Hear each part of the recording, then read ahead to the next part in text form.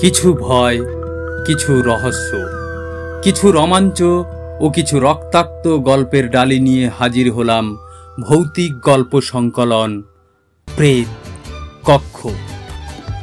প্রেত কক্ষ, প্রেত কক্ষ। শ্রোতা বন্ধুদের কাছে ছোট্ট আবদার, গল্পগুলো শুরু থেকে শেষ পর্যন্ত শুনবেন। শুনে আপনাদের ভালো লাগলে আপনার মূল্যবান মতামত দিতে ভুলবেন না। আপনার মতামত আমার মতো উদীয়মান গল্প পাঠকের কাছে অলংকার সমান। গতকাল তোমাদের ভানু দাদু একটা ভৌতিক গল্প শুনিয়েছেন, রান্নাঘরে কে। গল্পটা আমিও শুনেছি, সত্যি ভয়ানক গল্প ছিল। রান্নাঘরের দেওয়ালে কে বা কারা লিখল, প্রতিশোধ নিলাম। আপনাদের কি মনে হয়, সেদিন কুকুরটা অশরীরী আত্মার সাথে লড়াই করে মরেছিল, না অন্য কোনো রহস্য ছিল? বন্ধুরা, শীতের রাতে মড়া পোড়াতে যাওয়ার পথে ও মড়া পুড়িয়ে ফেরার পথে এক ভয়ঙ্কর ঘটনার কথা শোনাবেন আমাদের সকলের প্রিয় গল্প দাদু ভানুবাবু। ভানুবাবুর আজকের নিবেদন, শ্মশান পথের শেষ যাত্রী। পাড়ার হারু কাকার বয়স হয়েছিল। বয়স বলতে একটু আধটু নয়, প্রায় 90 বছরের বেশি হবে বই কি, কম নয়। ডাক্তার রেগুলার চেক আপে আসতেন। সেদিন ডাক্তার বলেই দিয়েছিলেন, হারু কাকার আর একদিন হয়তো 2 দিন আয়ু। হারু কাকার বড় ছেলে শহরে থাকে। ডাক্তারের বলে যাওয়া কথাগুলো তাকে জানানো হয়েছিল। সে কোম্পানিতে চাকরি করে। ও বলেছিল, কোনো দুঃসংবাদ যদি হয় তাহলে ফোন করে জানালেই সে কোনো প্রকারে ছুটি নিয়ে বাড়ি পৌঁছে যাবে। অন্তত একটা গাড়ি ভাড়া করে ঘন্টা 5 মধ্যে বাড়ি পৌঁছে যাবে। ডাক্তারের কথা মিলে গেল। 24 ঘন্টার মধ্যে হারু কাকা প্রাণ ত্যাগ করে। সেও এক ভয়ঙ্কর ঘটনা। মৃত্যুকালে ওনার কাছে কেউ ছিল না। যখন হারু কাকাকে জমের দুধ নিতে এসেছিল, তখন ওনার ছোট ছেলের বউ ও নাতিরা অন্য ঘরে ছিল। হারু কাকার কণ্ঠ ফুটত না, তাই হারু কাকা মৃত্যুকালে কাউকে ডাকতে পারেনি। বয়সজনিত কারণে ওঠার ক্ষমতাও ছিল না। তাই মৃত্যুকালে 1 ফোঁটা জলের জন্য হারু কাকা পাশ ফিরতেই অর্ধেক শরীর খাটে ও অর্ধেক শরীর মাটিতে মুখ থুবড়ে পড়ার মতো পড়ে প্রাণত্যাগ করেছে। হারু কাকার নাতি সুভাষ দাদুর ঘরে ঢুকেছিল কিছু একটা নিতে। দাদুকে এভাবে পড়ে থাকতে দেখে সুভাষ চিৎকার করে ওঠে। সুভাষের চিৎকার শুনে ওর বাড়ির লোক ছুটে এসে দেখে হারু কাকা কি বিভৎসভাবে পড়ে রয়েছে। চোখ খোলা, মুখ হাঁ করা, আর 1 হাত ও 1 পা মাটিতে ছুঁয়ে রয়েছে। সে আপনি না দেখলে বুঝবেন না। ওই বিভৎস রূপ দেখলে হয়তো আপনারও দুরাত ঘুম ঠিক মতো হবে না। হারু কাকাকে সবাই মিলে তুলে ওই খাটে শুইয়ে দেখে হারু কাকা মৃত। এখন এক সমস্যা হয়েছে। মৃত হারু কাকার 1 হাত আর 1 পা কেমন উপরের দিকে উঠে রয়েছে, কোনো মতেই সজা করা যাচ্ছে না। হারু কাকার নাতি, ওনার ছোট ছেলে ও প্রতিবেশী কয়েকজন শত চেষ্টা করেও হারু কাকার হাত ও পা সোজা করতে পারেনি। তখন প্রায় রাত 10টা বাজে। হারু কাকার বড় ছেলেকে ফোনে খবর দেওয়া হয়। অত রাতে সেও পিতার মৃত্যুর সংবাদ শুনে বাড়ির উদ্দেশ্যে রওনা দিয়েছে। বড় ছেলের আসতে সময় লাগবে। প্রতিবেশীরা হাজির হয়েছে। সেই রাতেই মড়া পোড়াতে হবে। বাসি মড়া ঘরে ফেলে রাখা ঠিক নয়। তাই সকলে মিলে ঠিক করল, হারু কাকার বড় ছেলে আসতে আসতে এখনো 4-5 ঘন্টা লাগবে। তার আগে অন্য যাবতীয় কাজকর্ম সেরে রাখা উচিত। তাই অনেকে ওই রাতে 2টো বড় গাছ কেটে ফেলার সিদ্ধান্ত নেয়। তারপর জ্বালানি চিরতে হবে, চ্যাংড়া খাট বাঁধতে হবে, নাতিরা বাতি দেবে, ওই রাতে কুমোরের বাড়ি থেকে হাঁড়ি আনতে হবে। সেই সব তোড়জোড় চলছে।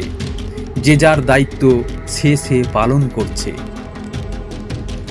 রাত 2টোয় এসে পৌঁছায় হারু কাকার বড় ছেলে। নিশি রাত। গ্রামের শ্মশান এমনিতেই জঙ্গলে ভরা। সেই শ্মশানে পৌঁছে জঙ্গল সাফ করে মরা পোড়াতে হবে। যাই হোক, হারু কাকার বড় ছেলে পৌঁছতেই বাড়ি জুড়ে কান্নার রোল উঠল।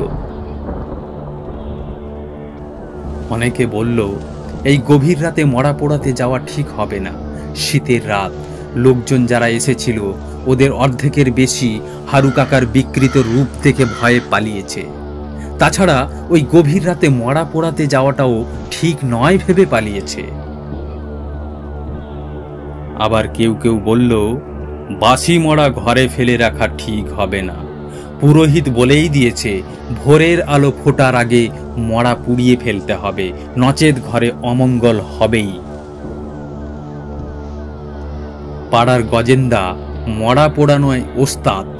উনি নির্ভীক মানুষ। ওই সময় ওর বয়স প্রায় 45 বছর হবে।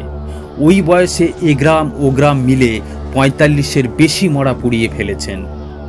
সেই গজেন্দা কয়েকজন যুবক ছেলেকে উৎসাহিত করতে থাকছেন আর বলছেন তিনি অতীতে কিভাবে মরা পুড়িয়েছেন। ছেলেগুলো তার কথায় উৎসাহিত হয়ে বলে, চিন্তা নেই গজেন্দা, মরা কাঁধে তোলার ব্যবস্থা করো। যে কয়জন আমরা আছি আজ রাতের মধ্যেই লাশ পুড়িয়ে ছাড়ব। প্রায় 10 জন মতো প্রতিবেশী মিলে বেশি বেশি কাঠ আর নাতিদের বাতি দেওয়া হাঁড়ি নিয়ে বলো হরি হরি বল, বলো হরি হরি বল, বলো হরি হরি বল। এইভাবে বলতে বলতে মরা কাঁধে নিয়ে শ্মশানের দিকে এগিয়ে চলেছে। সামনে হরির নাম গাইতে গাইতে খোল করতাল বাজিয়ে কীর্তনিয়ার দল চলেছে। হ্যাজাক লাইট জ্বালিয়ে সকলে চলছে। সবার পেছনে খড়ে মোড়া আগুনের ইন্ধন নিয়ে আসছেন পাড়ার রবি কাকা। শ্মশানটা গ্রামের বাইরে, ফাঁকা মাঠের মাঝখানে আমবাগানের মাঝে মরা পোড়াতে হয়। জমির আলপথ ধরে এগোতে হয়। মাঠ থেকে ধান উঠে গেছে। চাষবাসের সিজন নয় বলে লোকের জমির মাঝখান দিয়ে শ্মশানে শর্টকাট পৌঁছানো যায়। রবি কাকা শুনতে পাচ্ছেন কেউ যেন দূর থেকে রে রে রে রে করে ডাকছে। রবি কাকা কান খাড়া করে শুনছে। তখনই সকলে যেন আরো জোরে জোরে বলছে, বলো হরি হরি বল, বলো হরি হরি বল, বলো হরি হরি বল। খোল করতাল ও বলো হরি হরি বলের শব্দে কান ঝালাপালা করছে। শ্মশানে পৌঁছে সবাই দেখে শ্মশানটা পুরো জঙ্গলে ভরা, লতাপাতা আগাছায় ভরা, বড় বড় ঘাস উঠেছে, সাপখোপের ভয়ও আছে। এমন সময় আপনি মহানিশিও বলতে পারেন। এতটাই নীরব রাত যে একটু কথা বা শব্দ করলেও যেন মনে হচ্ছে কান ঝালাপালা করছে কোনো এক অশরীরী আত্মা। জঙ্গল সাফ করতে গিয়ে সকলের মনে পড়ল কোদাল আনা হয়নি। কোদাল ছাড়া 3.5 হাত জমি কাটবে কি করে? চিতা সাজাতে হবে। কোদাল ছাড়া কিছুই সম্ভব নয়। দায়িত্ব পড়ল রবি কাকা আর পাড়ার ডাকাবুকো ছেলে হিরেন মিলে কোদাল আনতে যাবে। ওরা দুজন শুনে ভয় পেয়ে বলে, এই মাঝরাতে একা কেউ যায়? অসম্ভব, আমরা দুজন একা যেতে পারবো না। তখনই গজেন্দা চেঁচিয়ে বলে, গভীর রাত কোথায়? ভোর হয়ে এলো, কিছুক্ষণের মধ্যেই সূর্য উঠবে। আমরা কিছুই করতে পারলাম না। কিছু করা যাবে না যখন এত রাতে এসে লাভ কি ছিল? সকাল হলেই আসা হতো। এতগুলো লোক শুধু শুধু এই শীতের রাতে কষ্ট করছে। গজেন্দার চিৎকারে সকলে ভয় পায়। অমনি নাড়ু ও রবি কাকা বলল, আচ্ছা ঠিক আছে গজেন্দা, তুমি চিন্তা করো না, আমরা দুজন যাচ্ছি। বলেই দুজন মাথায় গামছা বেঁধে হারু কাকার বাড়ির উদ্দেশ্যে রওনা দিল। দুজনে নানা বিষয়ে বকবক করতে করতে মাঝ মাঠ দিয়ে হাঁটছে। আকাশে সার বেঁধে সারসের দল উড়ে যাচ্ছে। শঙ্খচিল সমানে ডেকে চলেছে। দূরের গ্রামের ভিতর থেকে কাল পেঁচার সে কি ডাক, যেন কেউ ওর প্রাণ কেড়ে নিচ্ছে। আর ওই রে রে রে ডাক রবি কাকার কানে বার বার বাজছে। এমন সময় কেউ যেন বহু দূর থেকে ডাকছে, আয় আয় আয় আয় আয়। হকচকিয়ে রবি কাকা পেছনে ঘুরে তাকাতে যাবে, অমনি নাড়ু ভাই রবি কাকার হাত ধরে টেনে সামনের দিকে এগিয়ে যেতে বলল। রবি কাকা বলছে, নাড়ু তুই কিছু শুনলি রে? নাড়ু বলল, তুমি যা শুনেছ আমিও তাই শুনেছি। কোনো ডাকে সাড়া দেবে না, জোরে জোরে হাঁটা শুরু করো, ওই তো গ্রামের প্রবেশ পথ দেখা যাচ্ছে।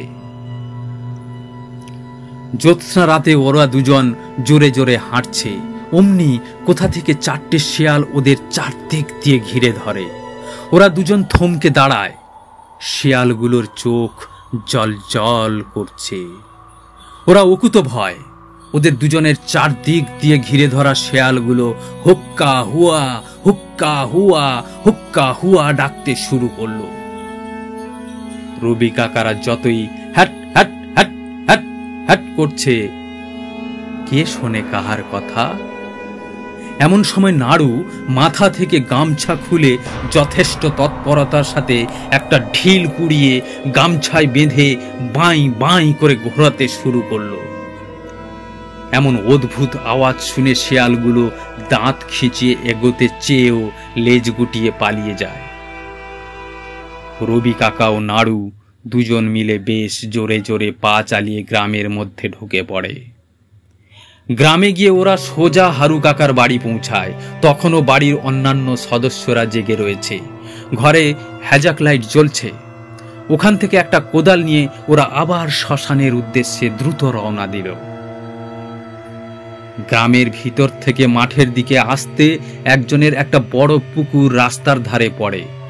সেই পুকুর ঘাটে বাসন মাজা ও কাপড় কাচা হয়। হারু কাকার নজর পড়ল, কেউ যেন ঘাটে সাদা কাপড় মুড়ি দিয়ে উবু হয়ে বসে রয়েছে। দেখে মনে হবে সদ্য বিধবা মহিলা সাদা শাড়ি পরে বাসন মাজছে। রবি কাকা কথা না বলে নাড়ুকে চিমটি কেটে ঘাটের উদ্দেশ্যে দেখার জন্য ইশারা করল। জোরে জোরে পা চালাতে চালাতে নাড়ু ঘাড় ঘুরিয়ে আর চোখে ঘাটের দিকে তাকিয়ে বলে, এখানে থেকে তাড়াতাড়ি বেরিয়ে চলো, এখানে বেশিক্ষণ থাকা যাবে না। ওরা দুজন বেশ জোরে পা চালিয়ে শ্মশানের দিকে এগিয়ে চলেছে। গ্রামের শেষ আর মাঠের শুরু। ওখানে পৌঁছতে ওরা তাকিয়ে দেখে শ্মশানে তখনও হ্যাজাক লাইট জ্বলছে। আর কেউ যেন শ্মশানের চারপাশে ঘিরে থাকা আম গাছগুলোর ডালে হাত পা ছোঁড়াছুড়ি করছে, নৃত্য করছে। ওরা কাউকে যেন ডাকছে, আর ওই নিশি ডাক, রে রে রে ডাকটা অহরহ কানে বেজে চলেছে। মাঝ মাঠে পৌঁছানোর সাথে সাথেই আবার যেন মনে হচ্ছে দূর থেকে কেউ ডাক দিচ্ছে, আয় আয় আয় আয় আয়। রবি কাকা ও নাড়ু এক প্রকার হন্তদন্ত হয়ে শ্মশানে পৌঁছায়। শ্মশানে পৌঁছতেই সকলে যথেষ্ট তৎপরতার সাথে সব দাহ ও অন্যান্য কাজগুলো শুরু করলো। মড়া পোড়াতে প্রায় ভোর হয়ে এলো। মড়া পোড়ানোর শেষে সকলে মিলে হারু কাকার বাড়ি ফেরে। তখনও সূর্য ওঠেনি। সকলে এক জায়গায় বসে নিজেদের মধ্যে গল্প গুজব করছে। এমন সময় রবি কাকা বলল, তোমাদের একটা কথা বলবো, তোমরা কেউ কিছু মনে করবে না তো? সবাই একসাথে বলল, আমিও কিছু কথা বলতে চাই।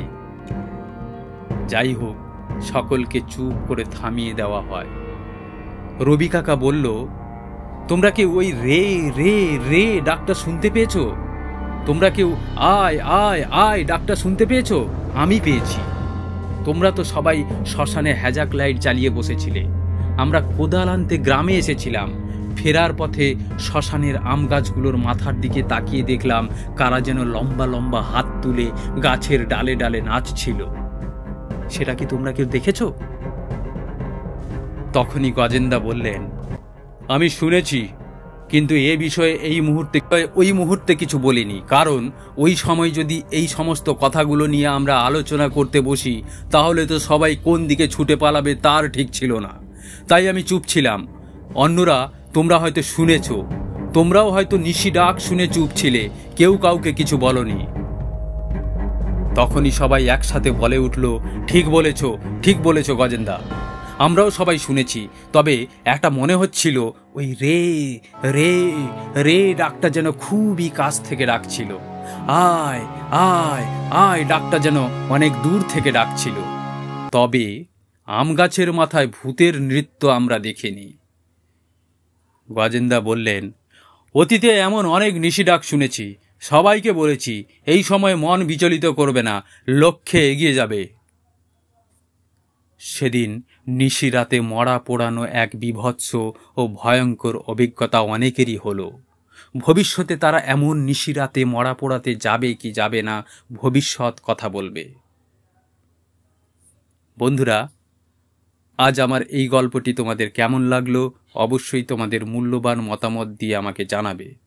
তোমাদের মন্তব্য পেলে পরের গল্প পাঠে অনুপ্রাণিত হব। আজকের মতো বিদায় নিচ্ছি, আবার কথা হবে আগামীকাল। সকলে ভালো থাকবেন। এখনও যারা আমার এই ছোট্ট ইউটিউব চ্যানেলটি সাবস্ক্রাইব করেননি তাদের অনুরোধ করব অবশ্যই সাবস্ক্রাইব করে নেবেন।